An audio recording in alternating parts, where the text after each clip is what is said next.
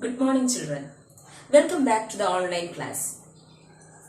Today we are going to see the continuation of our previous class. Hope you remember our previous class.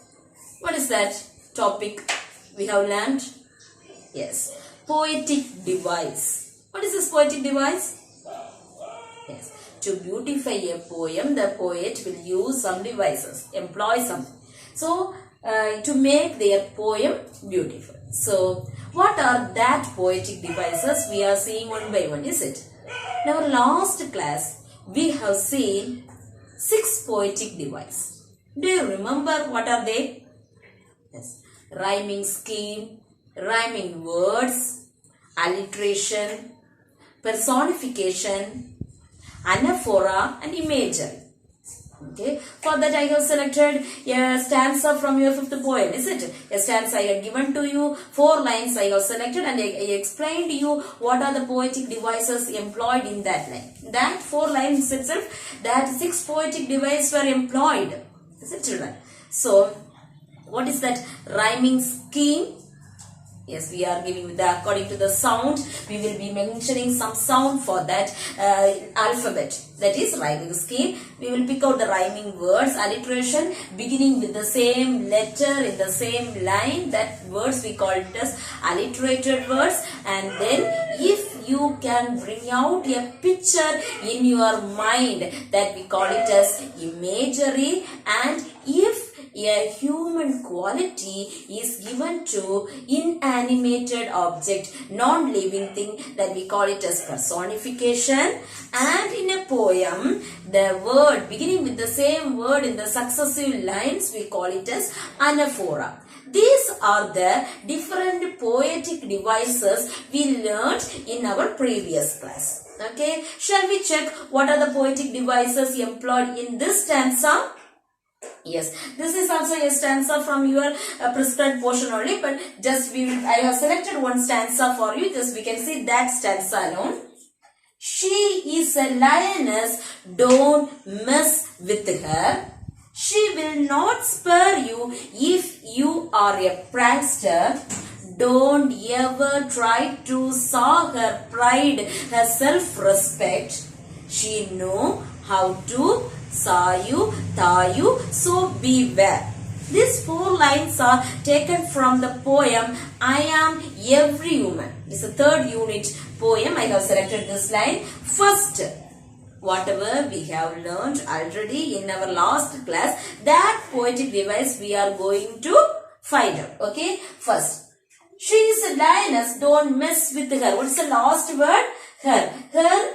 Then, so we are giving the alphabet A here, A. That is her, so with the sound her. She will not spare you if you are a prankster. Prankster is the last word of the 2nd line. So again, her, prankster. So same sound, ending with the same sound. So again I am giving the alphabet A for that. And then 3rd line, don't ever try to saw her pride, her self-respect. Respect is another word, okay? It is not similar to these 2 sounds. So I am giving the alphabet B. And then last word of the 4th line, she knows how to thaw you, saw you, so beware. So beware, another sound. So I am giving the alphabet C. A, B, C. What's the rhyming scheme for the given stanza? A, B, C. Okay. So now pick out the rhyming words. Can you find out the rhyming words? Yes. Her, prankster. The rhyming words are her and prankster. One question I am giving to you. Okay. So, pick out the alliterated word in the 3rd line. What is the alliterated word in the 3rd line? Can you find out the 3rd line alliterated words? Yes. Saw, self-respect. How? Beginning with the alphabet? Yes. Okay. The word saw and self-respect. How you have to write? The alliterated words in the 3rd line are saw and self-respect. Got it, children? And then now 3 things I explained you. Then next is what are the other 3 things we explained? Then as one more is there. That is anaphora is employed in this poem. Okay. Which are the lines you can say? first and the second line. Why first and the second lines are example for anaphora? Yes, beginning with the word she. Okay, were any doubt arising for you? Yes, the fourth line also beginning with the she. Then why can't we take as an example for anaphora this fourth line also? We can't. Why? In between there is the third line beginning with the word don't. So what is the definition for our anaphora? In the successive lines, if the words repeated again, we call it as anaphora. First and the second line continuously the word begin with the she. Okay, the line she is there. But again the third line the word don't is there. But the fourth line the word she is there. We can't take that line for example for anaphora. But these two lines, the successive lines, we are using the same word. So it is example for anaphora. What are the other two things we learn in that stanza? Imagery and personification. If we are reading some lines like a picture, if it is running in your mind, we call it as imagery. Personification, human qualities, sad, happy, these are human feelings, isn't it? So whatever we will use for that human things, living things, that qualities, if we are giving to a non-living thing, we call it as personification. Do you remember the example I had given to you? Yes, the quality is of a human being is given to a machine in that poem, isn't it? That is personification. These are the 6 topics we learned in our previous class. Today we are going to learn some more topics. Okay, so listen carefully. So shall we move to our today's topic? Okay.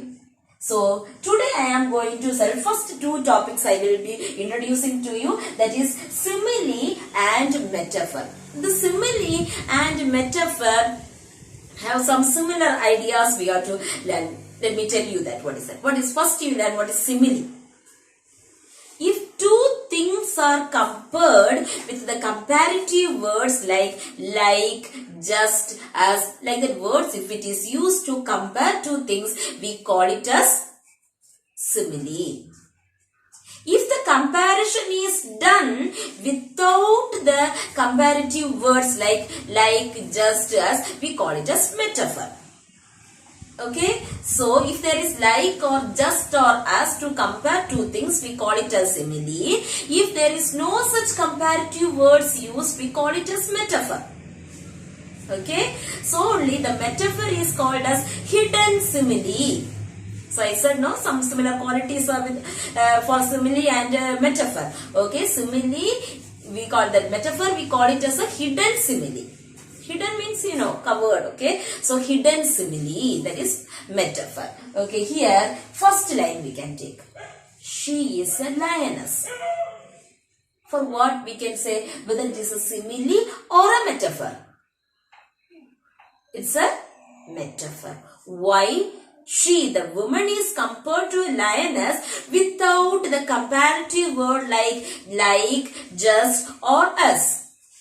Got it, children? So here, if the line is given in such a way, she is like a lioness. Like, if the word is there means you can say it's an example for simile. That is the difference between simile and metaphor. If it is given, she is like a lioness, that's simile. She is a lioness, that is metaphor. The meaning somewhat same, but the usage of words is different. Okay, she is like a lion. If it is mentioned in such a way, that is simile. She is a lioness, that is metaphor. Okay, so that are the 2 things I want to explain here. Simile, metaphor. Keep in mind. Shall we move to our next topic? Okay, for explaining the next topic, I have selected the words from the rest of your poems. Some 1 or 2 lines I have selected there. I will tell you. Okay, that is. Now, the word we are going to learn is epithet. It's a poetic device. In your lower classes, you might have learned rhyming words, rhyming scheme, metaphor, simile, all those things you might have learned, children. But this epithet may be new to you. Okay, epithet. We can see what is that epithet.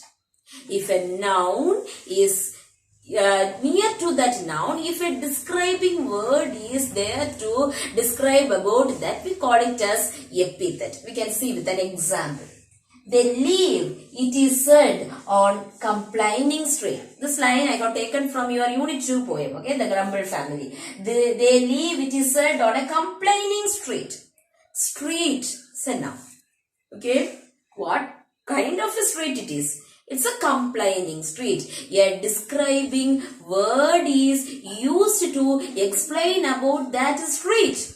By that line itself we can understand, see that word itself, what kind of a street it is. It's a complaining street. Whole idea you will get, is it children? That type of thing we call it as epithet. Here the example for epithet is complaining street.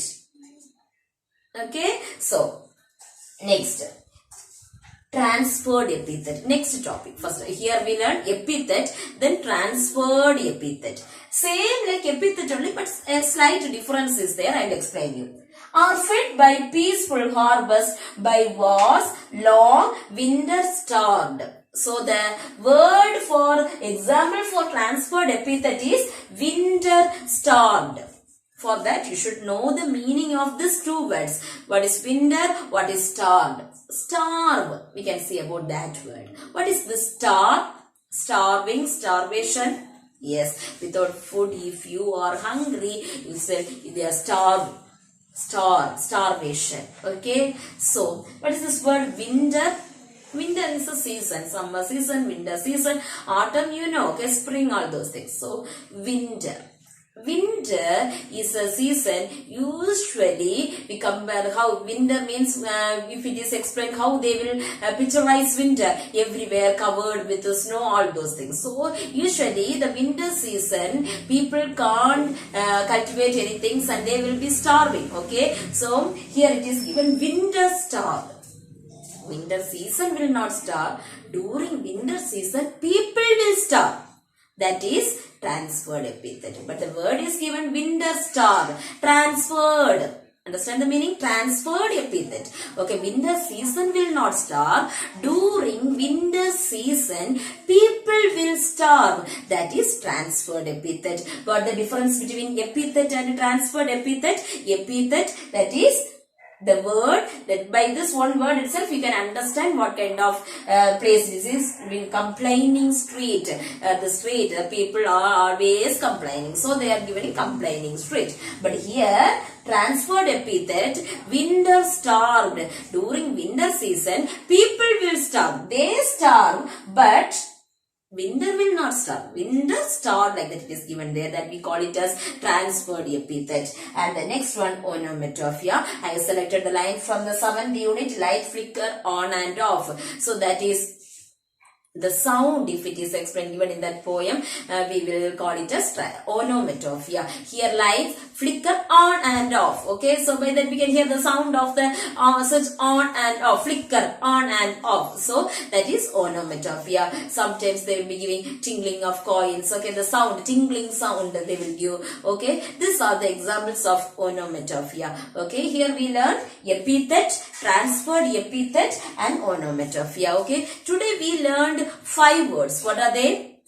Simile, metaphor, epithet, transferred epithet and also onomatopoeia. Okay, these are the 5 words we learned today. And then just we can see that totally what are the words we have learned? We have learned about 11 words, is it? So first thing we learned about rhyming scheme and rhyming words. Okay, we can't expect all the poem with this rhyming words.